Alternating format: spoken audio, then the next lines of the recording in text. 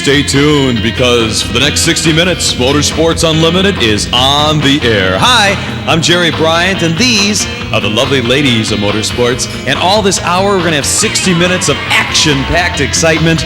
All kinds of exciting things will happen. And we got the famous Bill Wildt, and we got all kinds of other good stuff that's happening all this hour. Motorsports Unlimited, 60 minutes of non-stop action. So let's go to the studio right now, huh? Hi, everybody! Welcome to the studio headquarters of Chicagoland's hottest TV series. I'm Carl King, and this is the 333rd edition of Motorsports Unlimited, coming to you almost live from the birthplace of American auto racing. And speaking of auto racing, you're in for a treat, because today we've got stock cars!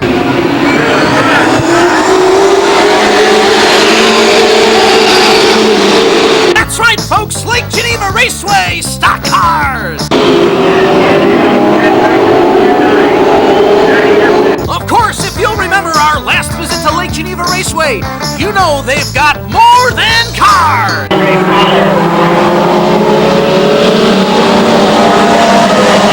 Right, mini pickups on the blistering fast, 1/3 mile banked paved oval!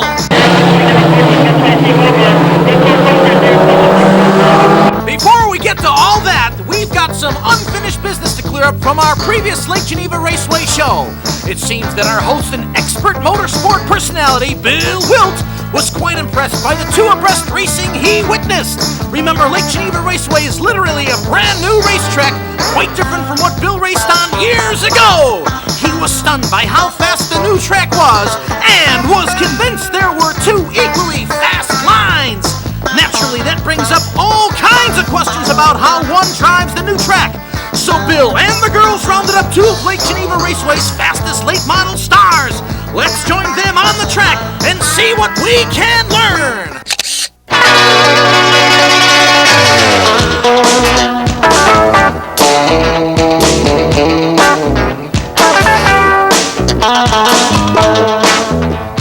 We are standing, I guess we could say, right between turns 1 and 2 at Lake Geneva Speedway, correct, Chris? We sure are. Okay, and why do you suppose I've got everybody down here? I don't know. And we're holding up hot laps. Yes, we are. Okay. You know what, though? You don't really realize how much of a bank there is on a track until you walk it or stand on it. It doesn't look like it's banked very much, but it is. Yeah, it really is, isn't it, Crystal? Yeah, and I've never stood on a bank before, but yeah, you're right. I was sitting there thinking, boy, this is not flat.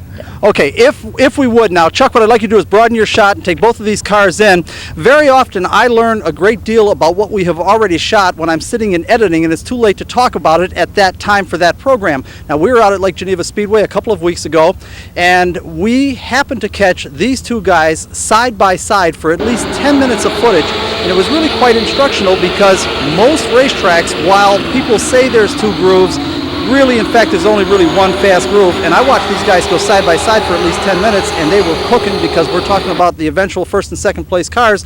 So apparently there's two fast grooves at this racetrack. I wanted to make a point of this, and I wanted to talk to these guys and find out which they like, high groove, low groove, and does it make a difference. But first of all, let's take care of business and introduce them, and you are? Tony Bentz. And where are you from, Tony? McHenry, Illinois. Tony Bentz, gee, that name sounds familiar.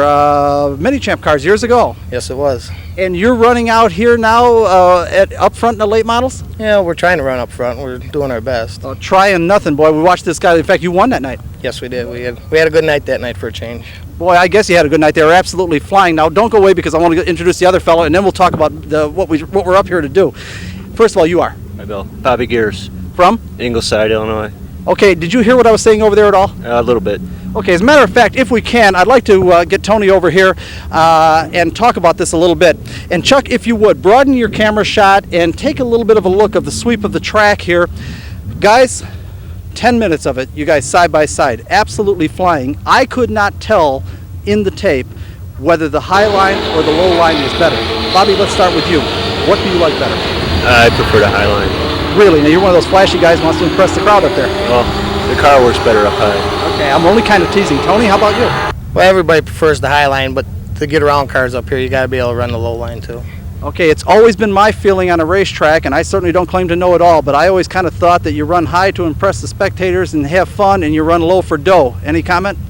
I just run high because the car works high. So that's why I prefer to run. Okay, Tony, we talked about this now, about two grooves being here. I think that is very, very unusual for there to be two legitimate racing grooves, really at any racetrack. Do you concur with that? Are there really two grooves here and you can run equally fast in them? If your car's right, yeah, you can run as fast on the bottom as you can on top. Okay, but the question that comes to mind, and our regular viewers will know because we've talked about this before, is this is more complicated than that. If you are going to select to run low, you have a shorter distance around the racetrack. I presume you're going to have to get off the corner harder because you're not going to carry as much speed as the guy running high, so you're going to have to gear the car differently.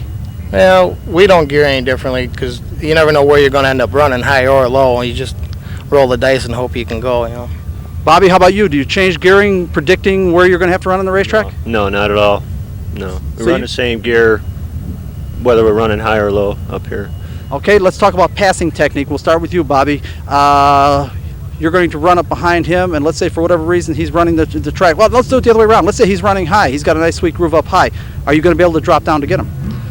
We're going to try. You got to try. And Where would like Tony says, if the car is working, you can pass down low. I think it has a lot to do with the car, but there are two grooves up here, definitely. And if your car will work down low, you can use it. Okay, Tony, yourself, passing. How do you guys approach this then? You both apparently like to run the high groove, but it doesn't bother you to drop down low? No, it don't bother me to drop down low. The first thing up here is you got to have trust with the guy you're running alongside of. I have a lot of trust with Bobby. You know, like last time we ran side by side, he trusts me, I trust him, and you just kind of hope that they make a little bobble and that you can stick your nose down there and go for it. It's got to be tough because it took a lot of laps. If I remember it correctly, you ended up winning? Yes, I did. And you were second? Yes. But you guys ran side by side for a long, long time. Got to be nerve-wracking after a while. A little bit. You got to wonder, or you kind of wonder a little bit who's gonna give up first, and just keep going at it. Okay, where does the traffic go generally on the racetrack? If you guys are closing, you're running in front of the field, and you're going to start closing up on back markers, and you start running into traffic, where does the traffic usually collect? Oh, as in lap traffic? Correct. They're supposed to go low. Oh, that's kind of the rule at the track? The rule of track is lap traffic should go low and give you room to go, down the straightaways are pretty wide here that you can go down low and we can get around them then. And does it always work out that way? Not always, but 90% of the time it does.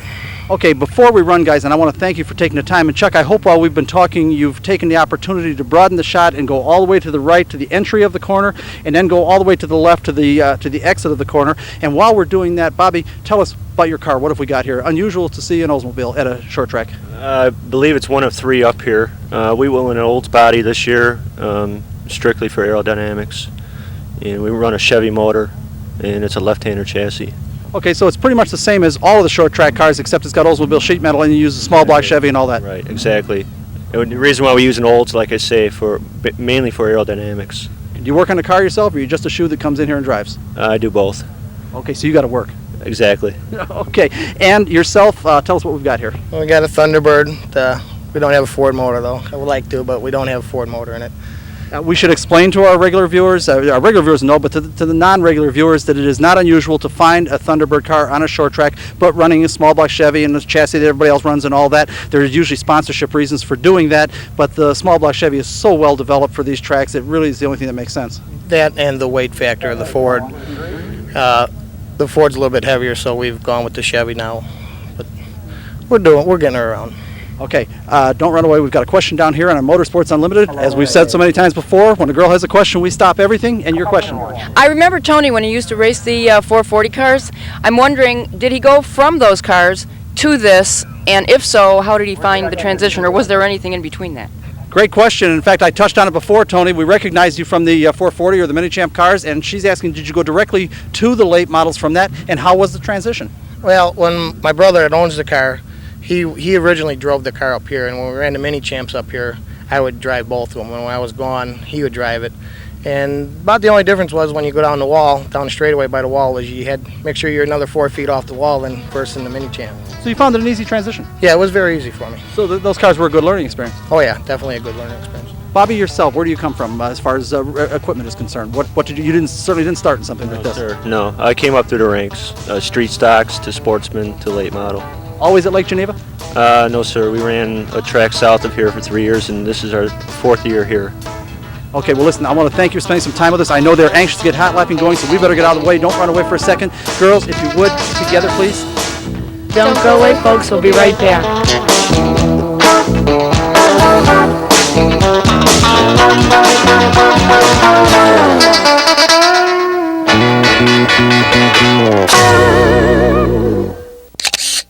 They were definitely anxious to get hot lapping started because, as we were talking, black clouds were rolling in.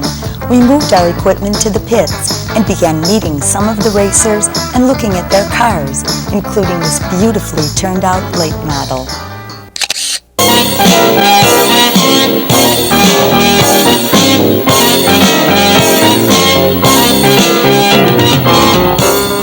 Boy, from what I understand, what we've got here is one of the really good guys in our sport. First of all, you are Larry Simonson, Where are you from, Larry? Crystal Lake, Illinois.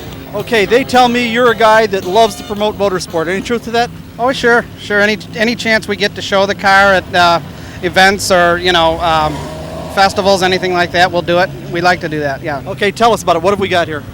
We've got a short track late model with a 406 motor in it, built by Sleepers Racing Engines, and it's a 15-year-old chassis that's a Howe third design with a left-hander front and rear stub on it, and the fiberglass body is by 5-Star.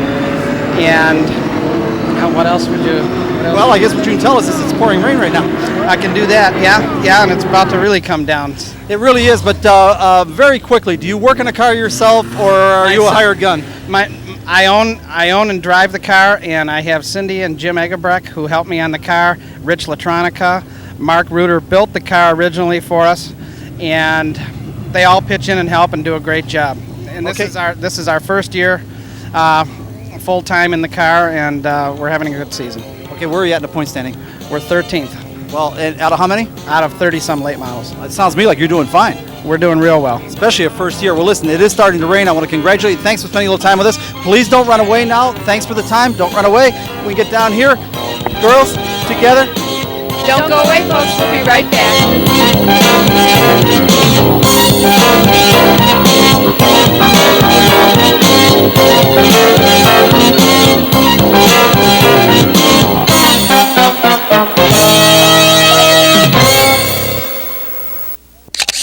Just as they were concluding the interview, the rain really came down. Hi, I'm Renee Villari, and before we go any further, let's meet all the girls on today's show. Hi, I'm Allison Demore. I'm Pam Thomas. I'm Crystal Kuchan. And I'm Chris Schutz. Thank you, girls. After about an hour delay, the storm passed and the sun began to peek out.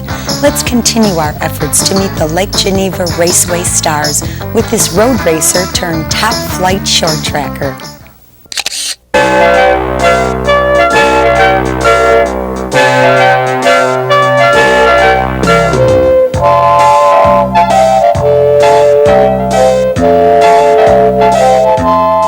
Christine, it rained. A lot. I was under the impression that it didn't rain in Wisconsin in the summertime. Who told you that? Everybody in Wisconsin, the Tourist Bureau, everybody says that. Now, here's a fellow apparently that waited out the rain because racers are tough, and you are. Denny Hiffman. And where are you from, Denny? River Forest, Illinois. Okay, so you must have believed the thing about it doesn't rain in Wisconsin in the summertime and came up here. It rains all the time. Okay, apparently. First question I've got to ask right off the bat is because we don't often run into guys racing cars that are my age, and it makes me feel good, and lots of people in our audience that are also our age, and I'm talking 50-ish, that might love to do this. First of all, can you do it? Yes. And are you having fun? We have a lot of fun. And how long do you think you can do it? I gave myself another 9 years till I'm 60. Okay, I'm 51. and then you'll reevaluate it. Right. Okay, great. Okay. Tell us what you got here. We've got a 1993 Lumina that we run. It's a 410 cubic inch small block engine. Puts out somewhere around 510 horse. Are you limited on displacement size? 410 cubic inches. Okay, that's the limit. Correct. Okay. And a two-barrel carburetor. And you're not allowed to run aluminum engines? Correct. Okay, what about chassis? What have we got here? Chassis, we have a Rander car that comes out of Appleton, Wisconsin. It's all tube frame car. Okay, and trans and rear end? Well, we have a Burt transmission. So you're allowed to run the Burt 2-speeds here. In fact, correct. I think I remember that last time we were out here. We have the Burt 2-speed, and we just have a quick change rear end. So we change the rear end for every different track that we run at. Okay, now, well, yes. You're making such a point about, how old you two are. What I'm trying to say is, have you been racing all of your life, or did you just start in the late models, or how'd you do it? As a matter of fact, that is a great question. Have you always been doing this, or? No, I've been doing this. This will be my 7th year. Started my 7th year right now doing stock cars. I did a lot of Porsche Club racing, road racing, those types of things. Okay, when did you start racing? What age? Oh, I was probably 30 years old when I started. Okay, that's a late start. That's a late start. Okay, and you went first to road racing? First to road racing, first to autocrossing. Okay, so autocross was a good step-off point for you? Right. Okay, we hear that a lot. I think that is a good way for people to get started. And it seems odd, at least to me, and I'm sure to some of the people in our audience, for a road racer to end up doing roundy round. Well, what happened is we bought a home up here, about 2 miles from the track. We were sitting on the back porch one day, and I heard cars, and I said, there's a track around here. We came over here. We sat down in the stands, and I said, I can do that. And it took me about 3 years to figure out which way to go, even though it was only turning left. Okay, and the question is, because you're in a perfect position to contrast this for our audience, I presume you loved and enjoyed road racing, and it seems like you love going around. What's the difference? Contrast the difference for us. Well, I enjoy the stock car racing a lot because very heavy competition, a lot of competition, a lot of things going on all the time. Every time you pass someone, you're in a new situation. Somebody's trying to pass you. You're at very close quarters. Continuous side-by-side racing. Continuous side-by-side racing, and it's very, very quick. Road racing, you know which turn you're going to be at. You know what gear you should be in. You only have to watch out for some faster cars occasionally. Very different. Okay, very different. I'm sure you would agree both are compelling in their own way. Correct. Okay, so you've enjoyed them both, and for right now, it's going to be oval track racing. As long as I can hold up, I'm going to be oval track racing. Okay, I've got to ask a question I ask all the people that I interview is, where do you want to go with this? If all the good things, all the best things that could possibly happened here in your own mind's eye, and I want you to dream big, where do you end up? Well, the first thing would be to end up in the feature win. That's one thing that I would like to do. We've won a lot of heat races, a lot of consolation races, but we've never won a heat race or a feature race. You're not going to jump in and say you want Earnhardt's seat? No, I'm happy where I'm at. Okay. This is for fun. Okay, for fun for me. Okay, and well, listen, first of all, we appreciate you spending some time with us. I know you're busy with the rain. As the audience can tell, the sun is just starting to all of a sudden really come out, and it looks like we're going to go racing tonight. We're going to go racing. Okay, don't run away. I want to keep everybody in the act down here. Girls? Yes, Allison? You were going to come over here and close it. We said, can we have sunglasses? We got squinty eyes here. I have a question. I want you to step out here, Allison. What do you think of the predominant hot pink in here? Does that work for you? Of course, that's our new costume colors. I'd love it. I knew you were going to mention that. Step back there with Crystal. And together. Don't go away, folks. We'll be right back.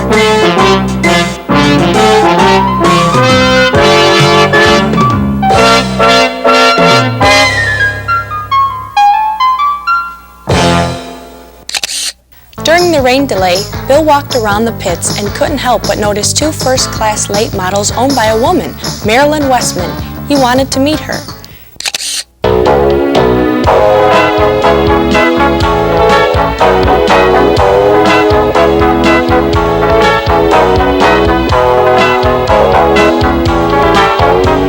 All right, we're going to get to the bottom of this because in the last interview I said that I was told that it does not rain in Wisconsin in the summertime, and we have just been through a deluge with huge winds and everything.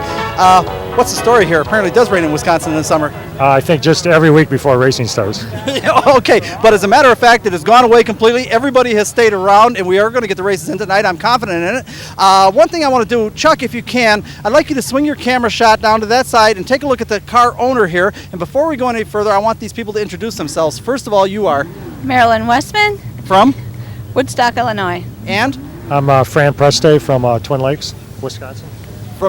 So you can best apologize for the Wisconsin rain here tonight. All right. Okay, because it has been brutal. Now, interesting question. I happen to notice a couple of cars here with you as the owner, so I can only presume either they're dragging you in, kicking and screaming, or you are enthused about racing.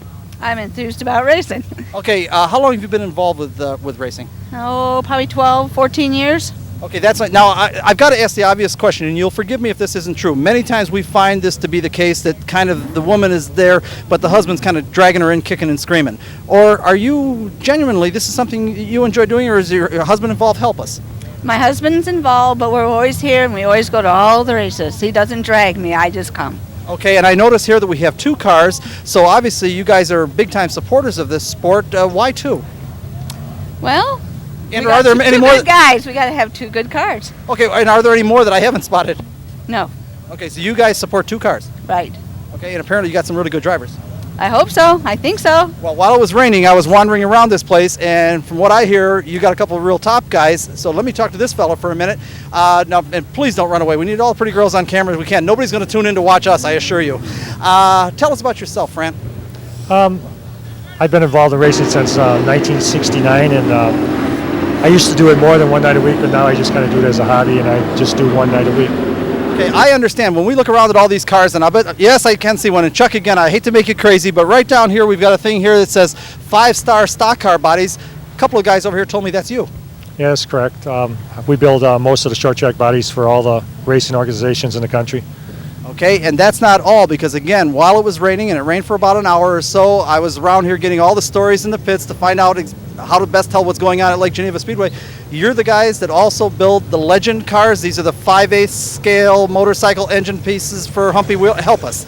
Okay, we build exclusively for 600 Racing, which is Humpy Wheeler out of Charlotte Motor Speedway, all the Legend car bodies, and that Legend car thing has really taken off, and since about February we've done over 100 of them.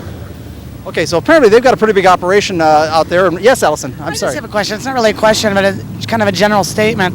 I noticed, too, a lot of the race car drivers, race car owners, any people that are involved in racing usually generally have that as their occupation on the outside. It seems like a lot of them do work with motors or cars.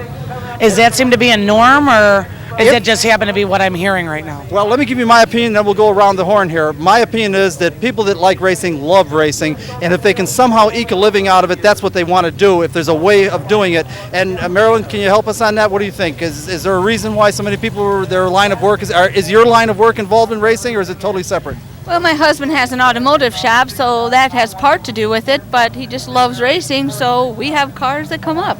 Okay, and how about yourself? What's the reason for the connection? Well, I was in the service station business for about 16 years, and I raced while I was in the service station business. And then once I quit that, now I'm involved in, I'm doing the body thing. So one thing leads to the other. I think it works hand in hand. And you tried, pardon me? My point just proven. Well, that's true, and it kind of proves the point. If you love this stuff, you like to be around it all the time, including making your living. One last question, I'll let you go because I know you guys are busy. Point standing. Do you run here every week? Yeah, I have this year, and I think I'm in sixth in the point standings. And what do you think? Shot to win the championship this year? Well, I started out kind of poor. We had a lot of motor problems, but it's possible. Anything's possible. We ran. Let's see. 2 weeks ago, we weren't here last week, but 2 weeks ago I won the feature, and we've had a couple seconds. If you're capable of winning the feature in this company out here, I would say that you're certainly capable of winning the championship. What does the car owner say? I think so. Better. We're going to make it. Okay, well, I want to thank you folks for spending a little time with us. Please don't run away. We've got to close this piece, and I want to keep everybody in the act down here. So let me get down here to the lovely Pam Thomas and Christine, and if you would, both of you look at the camera. Don't go away, folks. We'll be right back.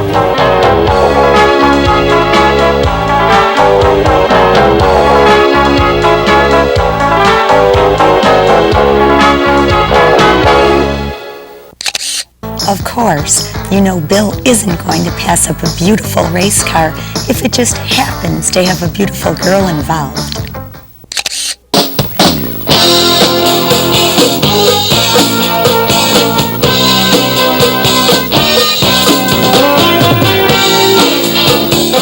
Now, we've got some people out here, and Allison, you know that this girl, the last thing she wants to be is out here in front of this camera. You know, and it surprises me. A lot of the women are afraid to get out here, and put her to work. For the life of me, Put her to work. I don't understand it, but you know on Motorsports Unlimited, if we can, we only talk to the pretty girls and never talk to the guys. So you are? I'm Sharon Patnode.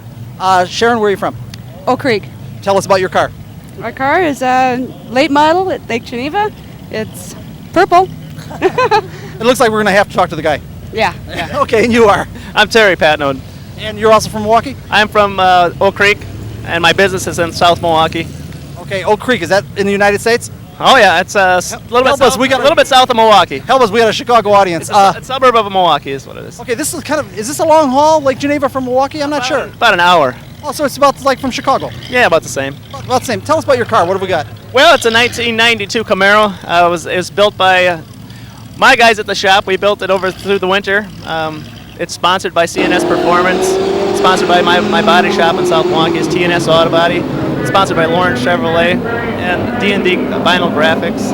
A bunch of people helped me out in the car, and we've been just trying to pull ourselves into victory lane. We've done it a couple times in the heat, but we haven't made it into the feature. We've had a few bugs in the car, so we're just keep plugging away. Where are you in the point standing? I think we're in 16th or 17th right now. We missed one show, and we dropped out of a couple of them with some motor problems, but keep plugging away. We're putting a new motor together and hope to have it in about 2 weeks. Okay, great. Now, if you'll notice, Sharon, just lean forward a little bit. We've got a girl down there with her hand up, and on Motorsports Unlimited, when one of our girls has a question, we stop everything, so don't run away. Get down here. Christine, I saw you with your hand up. Talk to us. I've noticed that, like, especially now, looking towards that red car over there, it seems like the right rear is flared out on the back of the cars, and I'm wondering why is it flared out on that side and not the other side? Okay, I can answer it, but we're going to have the experts answer it down here. All right. Christine has noticed on the late model cars that as she looks around, the right sides are always flared out and the left sides are not. So her question is, why?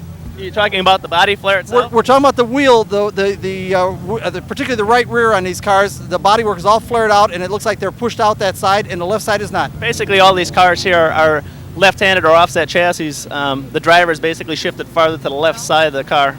That way, you get more weight on the left side of the car. Car handles better going into a left-hand turn. It's just all the cars here are either built by left-hander, a lot of them are left-hander chassis. This is a personal car we built ourselves through our shop, and that just makes the car more competitive. The ASA cars that you see on TV once in a while, those are called perimeter cars, which means the frame rails are identical on both sides. The driver's basically set in a little bit. They're a little harder to drive, a little bit more bulky to drive, but these cars are what's designed through ARTCO. These are originally similar ASA cars, but ARTCO and Slinger cars are pretty much identical to these, except for we run narrower tires. And okay, so essentially we're talking about the reason for it is because it helps you go around a left-hand corner. Left-handed corner, right. And you're allowed to do it. Correct. Okay, Allison, quickly, because we're out of time. I'm real confused on what is she talking about? Left side is bulging out. Okay, step right on over. Yeah, it's actually the right side. Take a look right here on, well, we can do it in this car. You see it's not bulged out, right? Okay, walk around to the other side, Allison. Take a look. Okay, do you see it? Now I see. Now you get it. That's what we're talking about. Now, we've got to run because we're running out of tape on this interview. And Sharon, can I put you to work for 1 second? It'll be real easy. Sure. Okay, I'd like you to step out here in front of your car so we can show it off a little bit. Walk right over here, turn and face the camera. And what I want you to do is... Don't go away, folks. We'll be right back.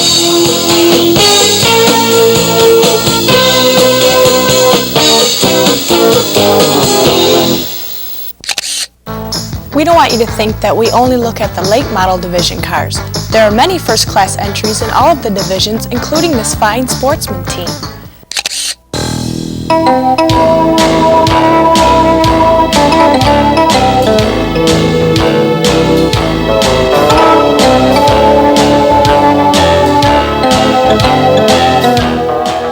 Pam Thomas, you don't know this, but you're a star with this group over here. How's that? Step out here. Step on over here. Okay, just before we went on, tell her what you liked about the program we did out here last time. I liked the part about where's the pits. That was cute. I told you they noticed you, Pam. First of all, you are? Rick Corso. From? McHenry, Illinois. And? I'm his wife, Carol. And? Joy. Henry. Also related? No, Joy Bolins. Okay, and? Ken Calhoun, pit crew. From? McHenry. And? Sean Calhoun, pit boy. You're not that young. And where are you from? McHenry. Okay, what kind of a car do we have here? What division is this race in? This is a Mid-American stock car. It's our sportsman division here at Lake Geneva. And right now we're currently the point leader. And we Really? Yeah. Well, I want to say a couple of things. First of all, these guys would be congratulated. I love it when guys take the kind of time that you folks do, the attention to detail. The car looks beautiful. The crew looks terrific. I think it makes a big difference, and apparently you're also fast. Yes, yeah, we are quite a bit fast. I came out of the late model division down into this just to do a little bit of traveling. And wait a minute, you went from late models from late models to a sportsman class. Because? Just so we can travel a little bit. We couldn't afford to travel in a late model division, so we're going to try in a sportsman car and do the Mid-American Shopco Series.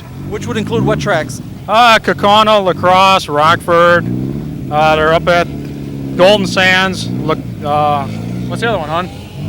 Wait a minute. Elkhart Lake. What? Elkhart Lake. Well, you don't mean the road race track? Yes, the road race. You're going to go road racing too? Next Sunday. July 11th. Wait a minute. July 11th. Okay, well that's interesting to me. So you have some interest in road racing also then? No, a little bit. We've never been there, but we're going to give it a shot. Well, you're going to enjoy it, that's for sure. Tell us quickly about the car. What do we have here? The car is basically a 1987 Olds Cutlass. I took it off the street, built the car from scratch at home. It's got a 408 Chevy, small block. It's got the kind of a quick change rear end. It's almost like a late model, but a 4 9-inch setup. Okay, let me ask you the obvious question then. It sounds like this is a pretty sophisticated car. What can't you do that you can do with a late model? You can't change any of the front suspension. It's all stock, and the rear on the rear end is all stock mounts. Okay, so you're really required to have kind of almost a stock frame. Yeah, everyone in this series is required to run a GM metric frame. Everyone's running the same chassis. You know, the guy here and the guy down the street would be running the same thing. So you're in the same ball game together. Okay, let me ask you a question. Do you get dragged into this kicking and screaming, or do you really enjoy it? Oh, I love it. Really? Yes, I do. Okay, and how about yourself? Wouldn't be here if I didn't love it. Well, that's great. And I'm going to tell you something. You're talking about having the right, I'm going to say girls, but if you prefer women, that's all right. It's nothing like having the right girls involved. It makes this stuff fun. Guys, why are you here? Got nothing better to do on Saturday nights, and it's fun. And yourself? It's fun. Yeah, but what motivates you to come out all the time? This takes an awful lot of time. It costs less than the bar. Okay, I'm not going to get this guy to be serious. What? The crew owns part of the car, too. Okay, they got to keep an eye on what he does with it then, that's for sure. We enjoy winning. What? I said we enjoy the winning. That's for sure. Now, I understand that these two lovely girls can do something here. If I can get them both to step forward. All right, I understand you guys know all about this, so I'm not even going to cue you. I'm going to see if you really know. Go ahead. Don't go away, folks. We'll be right back.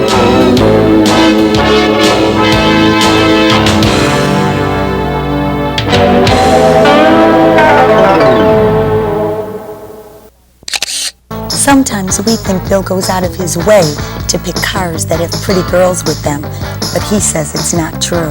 Well, maybe not, because the next doesn't. It's a fine late model.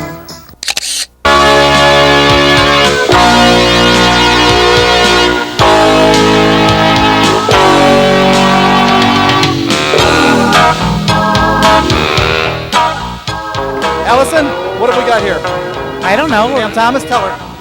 It's a car. A late model. There we go. That's not so hard. I didn't know what you were asking. That's a very vague question. What do we got here? I do it that way. We got a so I can good-looking tease gentleman by a car. Okay. First of all, you are. Dennis Vito, And where are you from, Dennis? Crystal Lake, Illinois.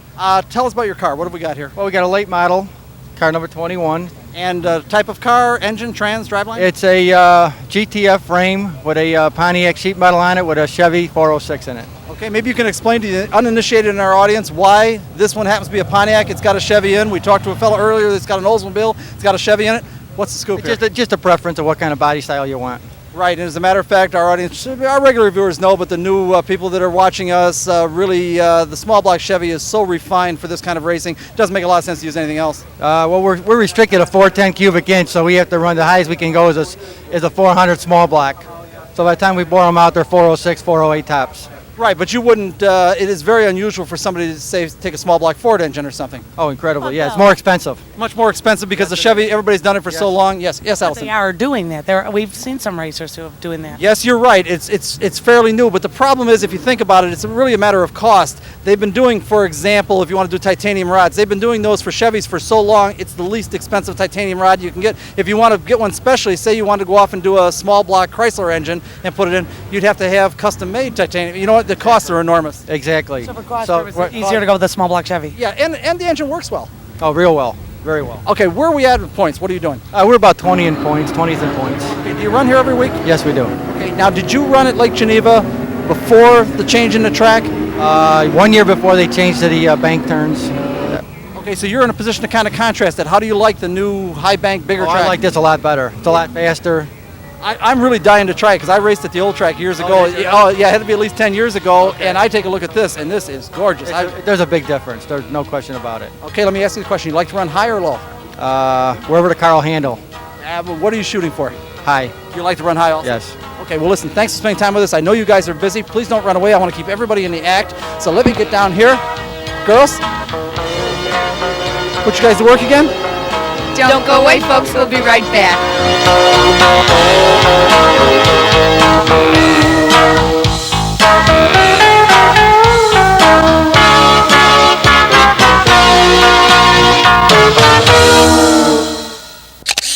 In addition to late models and sportsman cars, Lake Geneva Raceway always has some fine street stock entries.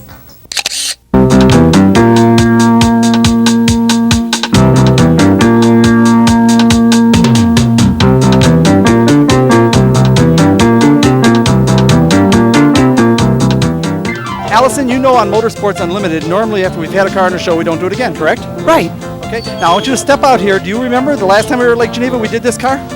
Actually, Bill, I really don't recall it. But okay, but you see what this poor girl did to this thing? Well, I do see there was a little bit of trouble there. I assume that the only reason we were coming back is because now there's a beautiful girl standing there. Well, you know that a car with a pretty girl with it, we'll put on 40 times. Yeah, that'll put on 40 times. But as I understand it, she took this thing out and just wrecked it. First of all, you are? Lysandra Potter. From? Walworth. Okay, as I understand it now, you took the car out and absolutely trashed it. I took it for a Sunday drive, just a normal day. Okay. I was watching Dale Earnhardt drive, and I wanted to repeat him. Well, that's the way he does it. There's no question about it. Actually, we are sort of kidding. The reason we came down here is because you guys do take this sport very seriously, correct? Yes, we do. And this car has kind of seen better days, right? Yeah, this one's history. My husband is rebuilding a new one right beside us. That's what we're going to go take a look at. Let's go down there and join him. If you would, go right ahead, and I will follow you down. We've got a brand new 66 car here, and let me come down here and once again reintroduce yourself to our audience. Leroy Potter. You got a new one? Yep. Okay, tell us what class this is again. Street stock.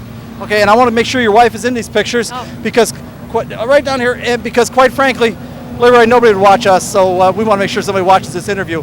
Also another street stock. So apparently, even though you're building a new car, one would expect somebody to move up to the next division. You don't want to. Next year. Next year. So it's worth the effort to go to build an entire new car for the street stock division. Well, not really, but I hit my car into the wall and I thought it was pretty bad, so. Now, she said she did it. Yeah. No, I didn't. Did you get hurt? No, the car did. Yeah, the car is hurt. So because the car got bent, you wanted something to replace it? Right. And we didn't think we could fix it, but the guy fixed it. How are you doing in the point standing? 8th right now.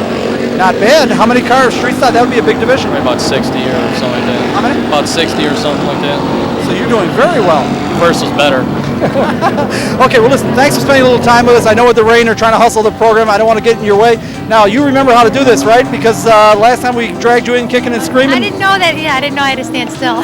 No, but now we're going to show you. I want you to step right on over here. Pam Thomas is particularly good at standing still. So the two of you guys, I want you guys to both do this together. She knows what to do. Say it with her. What do I say again?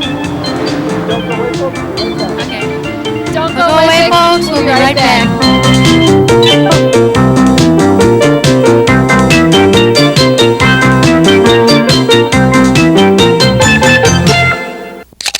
Let's look at another of the fine street stock teams.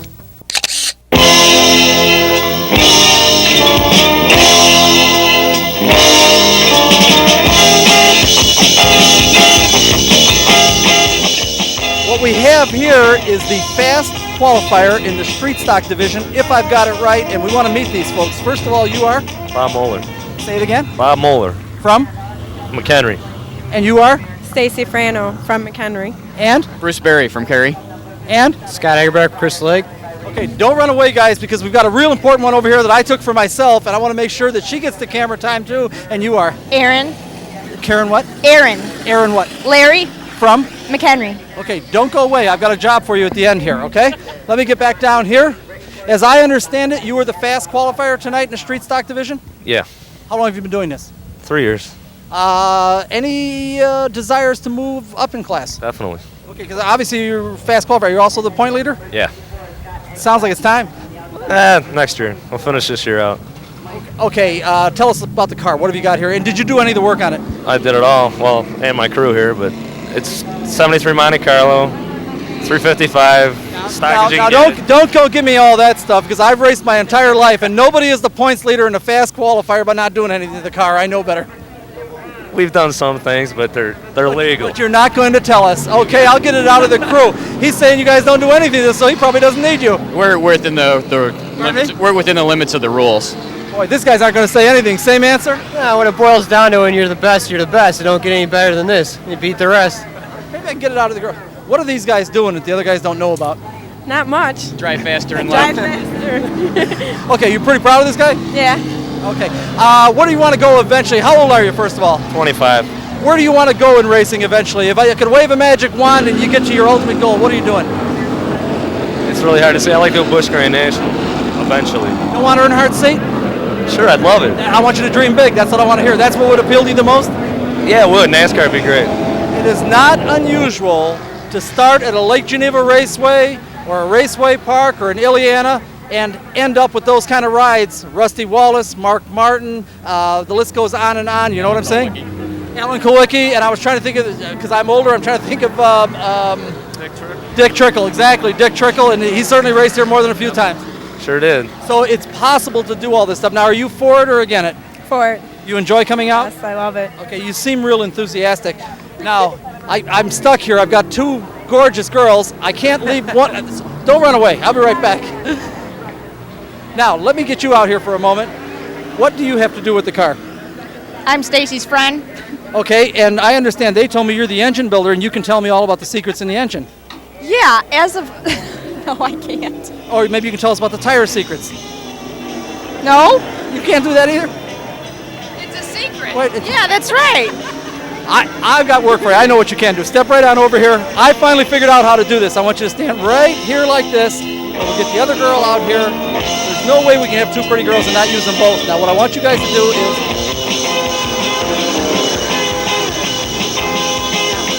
Don't go away, folks. We'll be right back.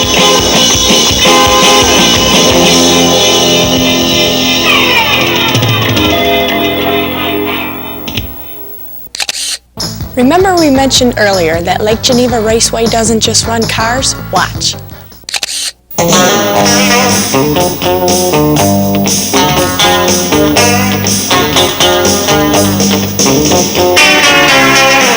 Well, I wouldn't let Bill get away with it. I figure we're over at Lake Geneva. We got to get the trucks in here. So first of all, can you tell me your name and where you're from? My name's Randy Cotelier, and I'm from McHenry, Illinois. How are you doing in the point standings? We're second. We're trying to run down the leader. Wow, that's pretty good. Let me move on to the next one. Over here, what's your name? Where are you from? Don Squirts. I'm from McHenry, Illinois. And where are you on the point standings? We're about 10th. All right, we got to get up there a little bit. We're going to do it tonight. And the last one over here. I need your name and where you're from. My name is Jim Schumacher, and I'm from Addison, Illinois. By any chance, do you have a son named Tony that races dragsters? No, I don't. Okay, can you tell me where you are right now in the point standings? Fourth or fifth, I'm not quite sure. Well, that's very good. Okay, Bill, I got all the names and addresses. You got to get all the technical stuff. Okay, you sure you got the names of where they're from? Names, where they're from, and point standings. Oh, you got point standings too? Oh, well, you're way ahead of me. Go ahead and drop the cable. I'm going to move you right back here, Allison, because I do have kind of a question for you.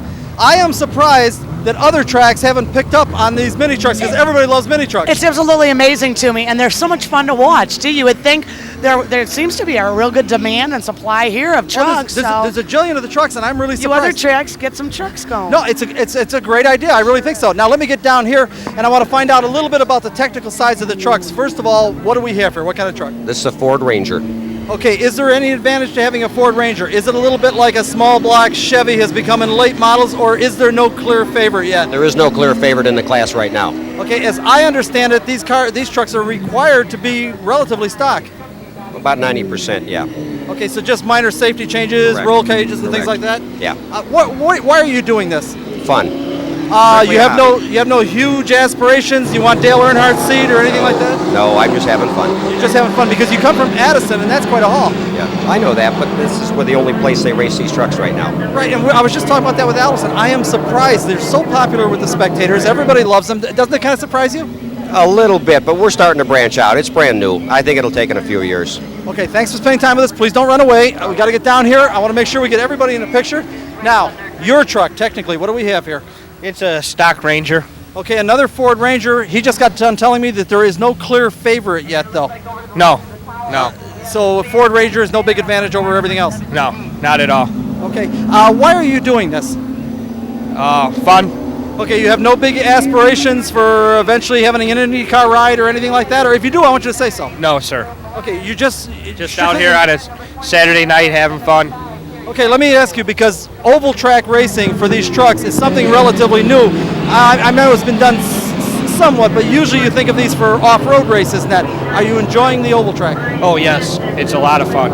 And the real nice thing about oval track racing is you can do it at least once a week, sometimes more. Yes. Not like the other stuff. Yes, very. Okay, thanks for spending time with us. Don't run away, please. Now, let me get over here. Now, here's a guy that I think, what do you think, Crystal? He knows how to paint a truck? Oh, baby, does he. Look at that color. Right, we know how to get some attention here. What kind of a truck do we have? It's a 79 Dodge D50. Okay, now we've got a different brand of truck, and the question I'm asking all the guys is, this is relatively new, oval track racing, the mini trucks, and what I want to know, is there a clear favorite yet, like a small block Chevy is for late models, Ford Ranger, Jeep, is there any clear favorite, or is that still up in the air? Well, it seems to still be up in the air. Early on, the Fords are real fast, and the Jeeps always run good, and this old Dodge seems to stay right with them. So it's really up in the air. It all depends on the preparation of the truck and the driver of it.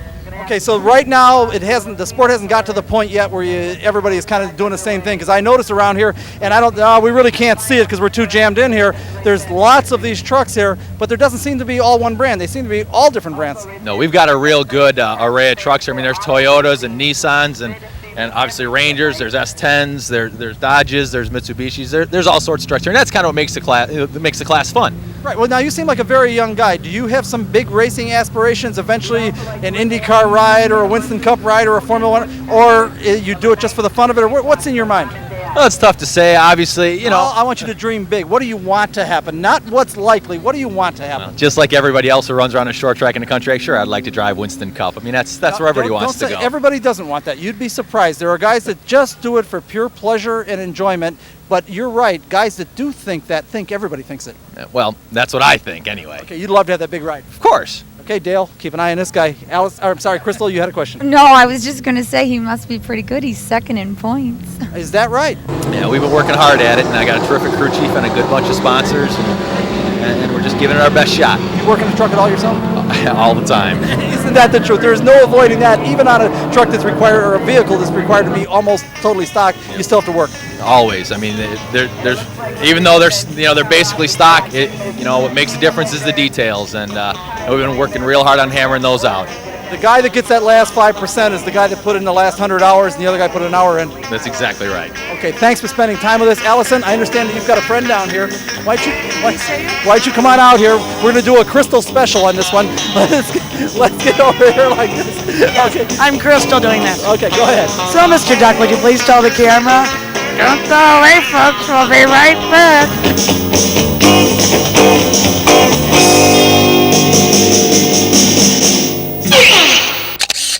All of the divisions put on tremendous races, but with limited time, we wanted to show you some of the late model feature. Let's join them for the start.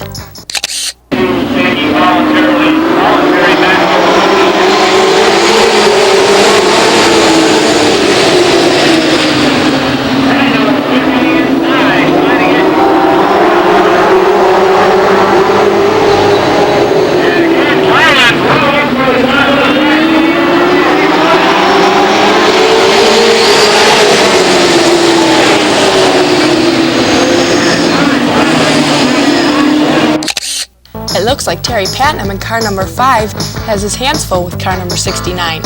After a brief caution, they started again.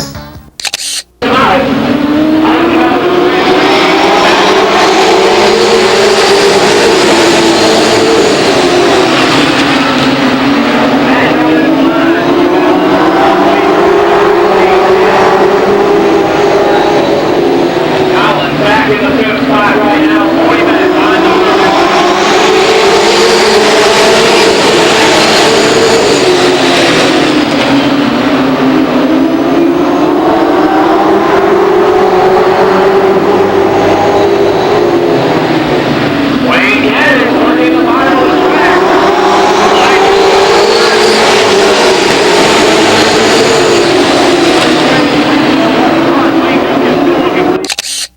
You can see what Bill means by two-groove racing, but it sure looks like Terry has everyone covered.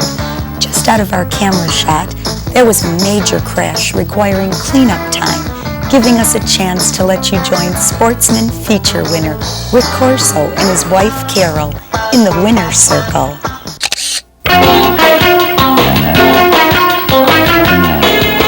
While there's a little break in the action in the late model feature right now because of a bad wreck on the back straightaway, we happen to have the Sportsman feature winner. Am I saying the class right? Yeah, Sportsman Mid-American Stock Car Series, Shopko. I've heard it twice now, but I think you guys are trying to call it Mid-American Stock Car Series, right? Right, that's right. It's the Shopko, they're sponsored by Shopko. Okay, I don't want to say it wrong then. And first of all, I got to ask you, you got to be pleased as punch. Oh, yeah. Okay, it's exciting? It sure is. Okay, you should have seen him when they were, tonight was a special deal for the fast qualifier. They took the point leader because of all the rain we had. We didn't have time for qualifying. I watched you and your girlfriend riding around. You were excited to ride around with the opening ceremonies. Yeah. I like to do that. Okay. She's getting used to that trip. Well, congratulations, guys, and I'm going to put you to work in a second again. Tell our audience. Don't go away, folks. We'll be right back.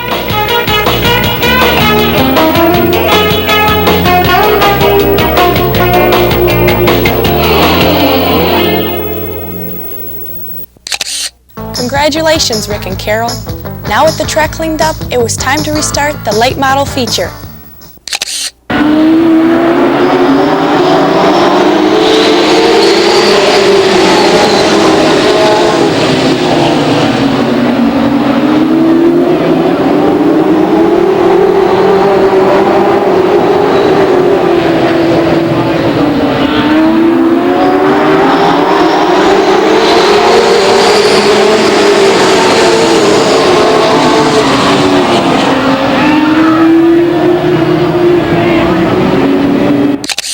It looks like Terry Putnam in car number 5 is picking up where he left off. The brief caution created by the spin was soon over, and the field got underway once again.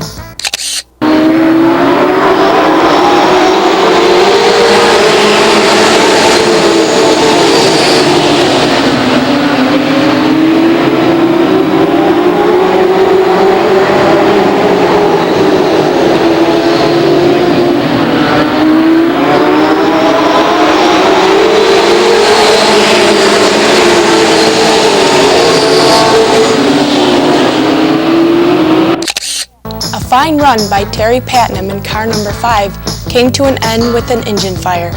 During the caution, we had time to talk to an elated first-time feature winner, Don Swartz.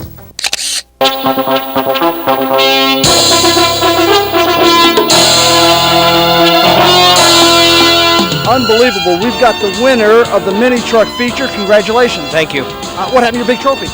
It's in the truck there. Oh, okay. Go ahead and get it out. We want to show it off. How many have you won? This is my first one. Well, congrats. That's a lot sweeter, isn't it? Yes. Okay, look at this. Okay, what do you think, Crystal? Would you like that one? Oh, absolutely. Okay, now where's all your crew and family? Nobody with you? They're up there in the stands. I didn't know what to do to stop. I was so excited I just pulled in. Okay, congratulations. We're going to let you run. Okay. Pam Thomas. Don't go away, folks. We'll be right back.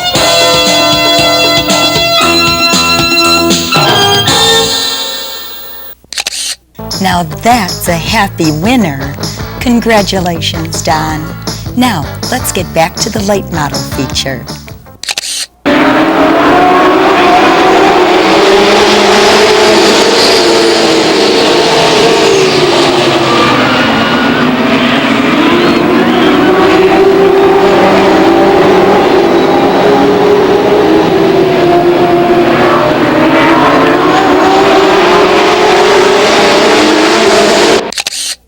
Tony Benz in car number 27 seems to be in charge now, and following a brief caution, he works to hold off a very competitive field.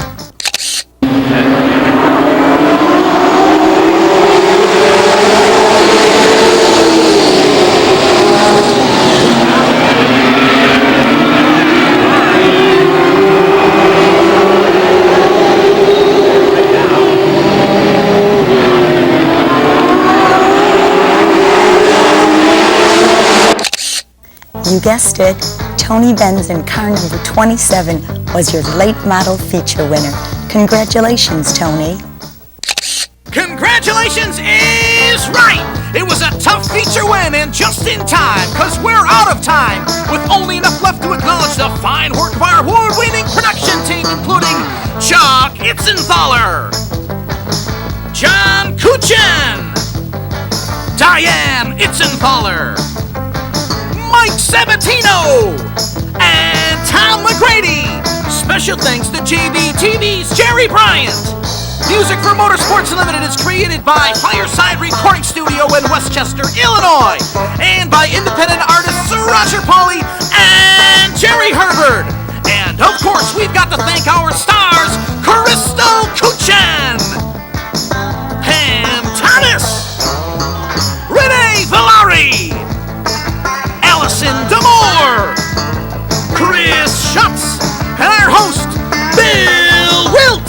And me, I'm Carl King, reminding you that there are wonderful motorsport facilities all around the Chicagoland area. Check them out! See you next week. Thanks for watching!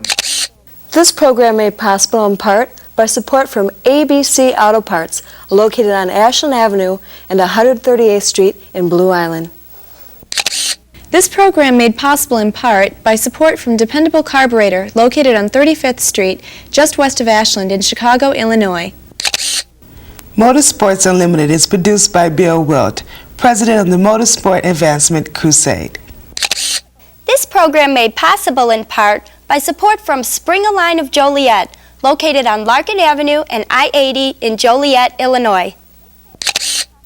This program made possible in part by support from Tony Izzo's New LaSalle Speedway, located on Route 6 near I-80 and Route 178 in LaSalle, Illinois.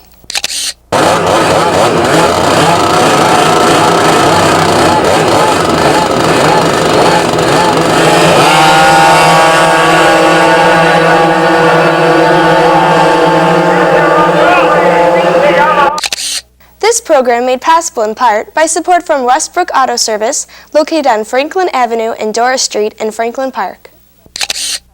This program made possible in part by support from Service Spring, located on Lake Street just east of Wolf Road in North Lake, Illinois.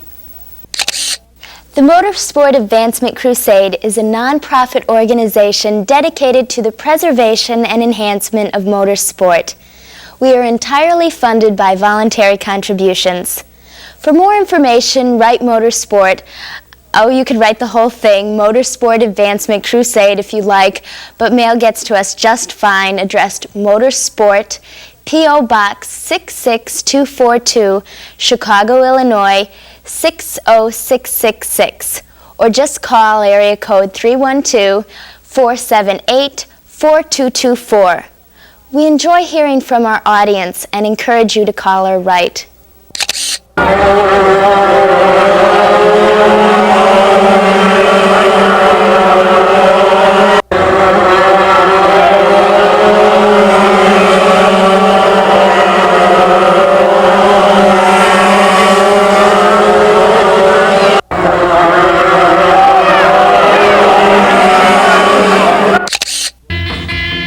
So that's it, another edition of Motorsports Unlimited and the lovely ladies of motorsports. And be with us next week because we'll have something real exciting. Bill Wildt's going to have the lovely ladies, and just about anything can happen right here on Motorsports Unlimited. Every week at this time, we bring you the best in motorsports. So be seeing ya. Bye-bye. And keep on rocking.